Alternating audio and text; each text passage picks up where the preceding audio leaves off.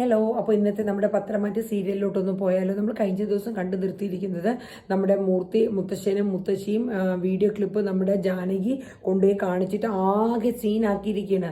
മുത്തശ്ശനും മുത്തശ്ശി ഇതൊക്കെ കണ്ട് ആകെ ഷോക്ക്ഡ് ആയിരിക്കുകയാണ്. നമ്മുടെ അനി തന്നെയാണോ ഇത് ചെയ്തത് എന്നുള്ള രീതിയിലാണ് മുത്തശ്ശനും മുത്തശ്ശിയൊക്കെ ഇരിക്കുന്നത്. അപ്പോൾ ഇതൊക്കെ കണ്ടു കഴിഞ്ഞിട്ട് എല്ലാവരും ഇത് അറിയിക്കണമെന്നും ഇതിനൊരു തീരുമാനം എടുക്കണമെന്നും ജാനകി പറയുന്നുണ്ട്.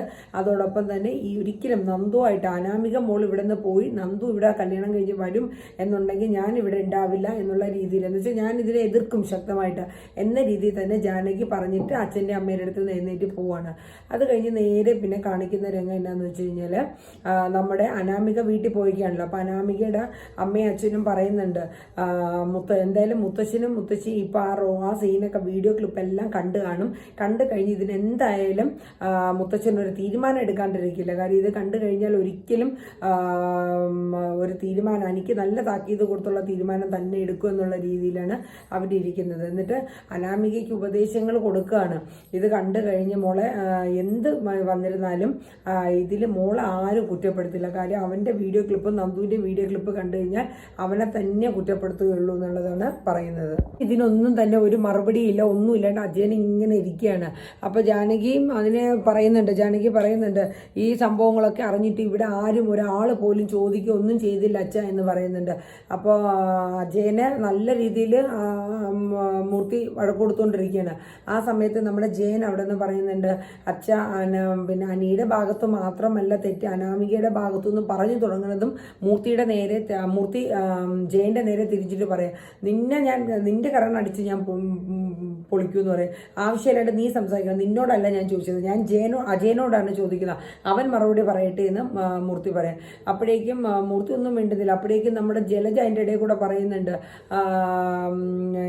എന്തായാലും ഇതിന് നല്ല ചോദ്യം കൊടുക്കണം, ഇവിടെ പലരും ഇത് മൂടിക്കെട്ടി ഇതിന് ഒത്താശ ചെയ്ത് കൊടുക്കുകയാണെന്ന് പറയാം. നീ മിണ്ടരുത്, നിന്നെ ഞാൻ അടിച്ച് പുറത്താക്കുമെന്ന് പറഞ്ഞു. നിന്റെ മോൻ കണക്കാ, എന്തായാലും നിന്റെ മോനാണ് ഇത് ചെയ്തിരുന്നെങ്കിൽ എനിക്ക് ഇത്രയും തെറ്റില്ല, കാര്യം അവൻ അങ്ങനെ നടക്കണവനാണ്. അതിനിടയിൽ എൻ്റെ മോനെ എനിക്കും വീണ്ടും ഒരു കുത്തു തന്നിരിക്കുക എന്നുള്ള രീതിയിൽ ജലജ ഇരിക്കണം. അങ്ങനെ മുത്തച്ഛൻ ശരിക്കും അങ്ങോട്ട് ഷൗട്ട് ചെയ്യുന്ന സീനാണ് കാണിക്കുന്നത്.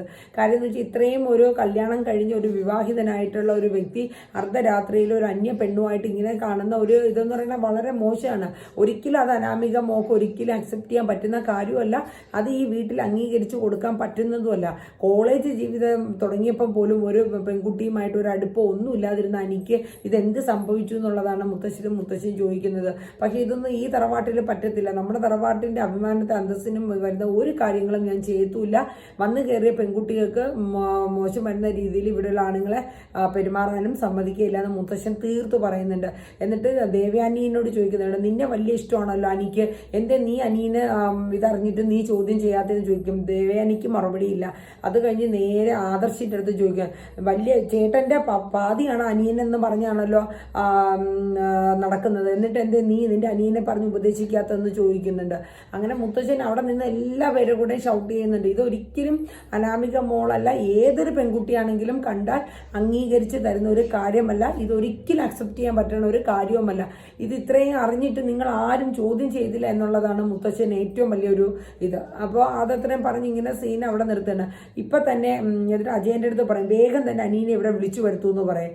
അപ്പം തന്നെ അജയൻ അനീനെ വിളിക്കുന്നുണ്ട്. ആ സമയത്ത് അനിയുടെ കൂട്ടുകാരായിട്ട് ഈ ഇതിനെ സംബന്ധിക്കുക ഇങ്ങനെ സംസാരിച്ചുകൊണ്ടിരിക്കുകയാണ്, അനാമികയുടെയും നന്ദുവിൻ്റെയും കാര്യം. അപ്പോൾ കൂട്ടുകാർ പറയുന്നുണ്ട്, അനി എത്രയും പെട്ടെന്ന് നീ അനാമികേനെ പുറത്താക്കിയിട്ട് നമ്മുടെ നന്ദുവിനെ ആയിട്ടുള്ള കല്യാണം നടത്തണം നമുക്ക്. അപ്പോൾ എങ്ങനെയെങ്കിലും എൻ്റെ തലേന്ന് ഒഴിഞ്ഞു പോകണ്ടേടാ, പോണതുമില്ല, എനിക്കൊരു സ്വൈര്യവും സമാധാനവും ഇല്ല എന്ന് അനി കൂട്ടുകാരെടുത്ത് പറയുന്നുണ്ട്. ആ സമയത്താണ് അച്ഛൻ വിളിച്ചിട്ട് വീട്ടിലോട്ട് ചെല്ലാൻ പറഞ്ഞ് വിളിക്കുന്നത്. അച്ഛൻ എന്തായാലും പെട്ടെന്ന് ചെല്ലാൻ പറഞ്ഞു. എനിക്ക് ഇനി പേടി, മുത്തശ്ശനും മുത്തശ്ശിയും എങ്ങനെ ആ വീഡിയോ ക്ലിപ്പ് കണ്ടോ എന്നുള്ളത് എനിക്ക് അറിയില്ല, ഇനി കണ്ടിട്ടുണ്ടെങ്കിൽ അത് വലിയ പ്രശ്നമാകും എന്നും പറയുന്നുണ്ട്. അപ്പം ഇത് പറഞ്ഞിട്ട് ഞാൻ എന്തായാലും പോവാന്ന് പറഞ്ഞ് അനി കൂട്ടുകാരടുത്ത് പറഞ്ഞിട്ട് ഇറങ്ങുകയാണ്. അപ്പോൾ കൂട്ടുകാർ അവൻ പോയി കഴിഞ്ഞിട്ട് പറയുന്നുണ്ട്, എങ്ങനെയാണെങ്കിലും നന്ദുവിനെയും അനീനെയും തമ്മിൽ കൂട്ടി യോജിപ്പിക്കുക തന്നെ വേണമെന്ന് പറയുന്നുണ്ട്. അത് കഴിഞ്ഞ് അനി നേരെ തറവാട്ടിലോട്ട് വരികയാണ്. എല്ലാവരും നോക്കി അനീനെയും വെയിറ്റ് ചെയ്തിരിക്കുകയാണ്.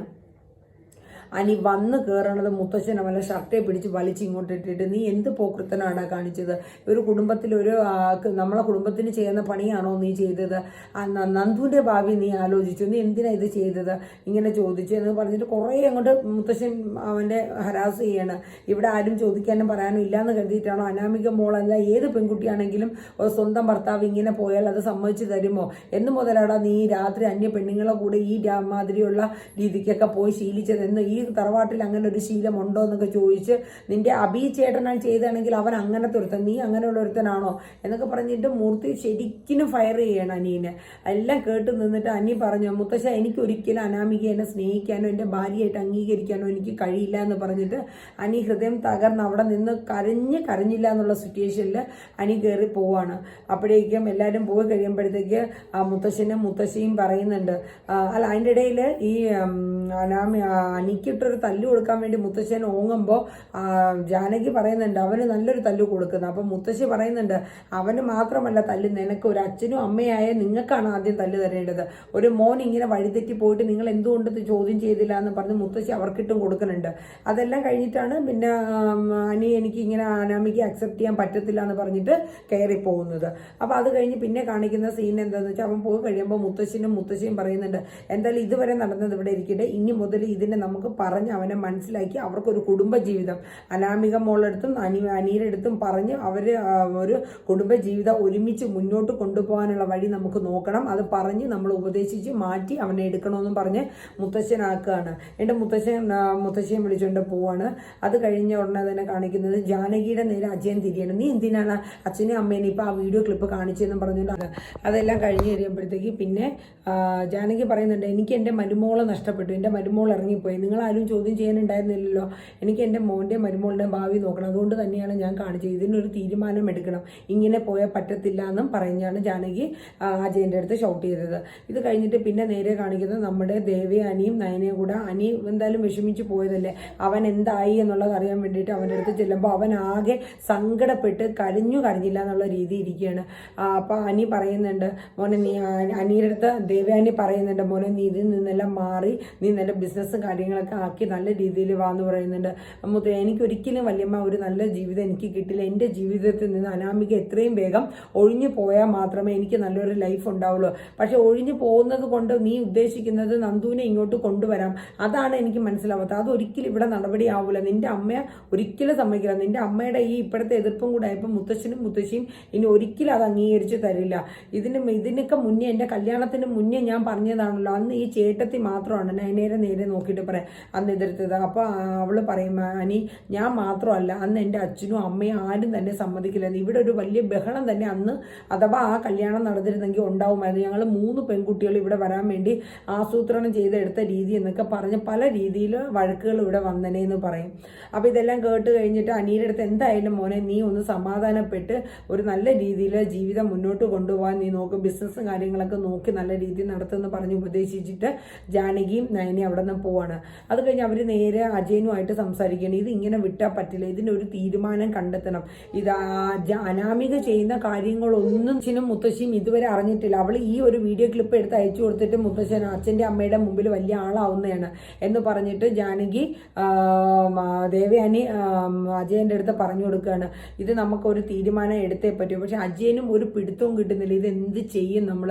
മുത്തശ്ശൻ ഇത്രയും ഷൗട്ട് ചെയ്ത കാര്യങ്ങളാക്കിയെങ്കിലും അനി ഒട്ടും തന്നെ പിന്മാറുന്നില്ല. അവൻ എന്തായാലും ഒരിക്കലും അനാമികയെ അക്സെപ്റ്റ് ചെയ്ത് മുന്നോട്ട് ജീവിതം കൊണ്ടുപോകത്തില്ല എന്നുള്ള രീതി തന്നെയാണ് നിൽക്കുന്നത്.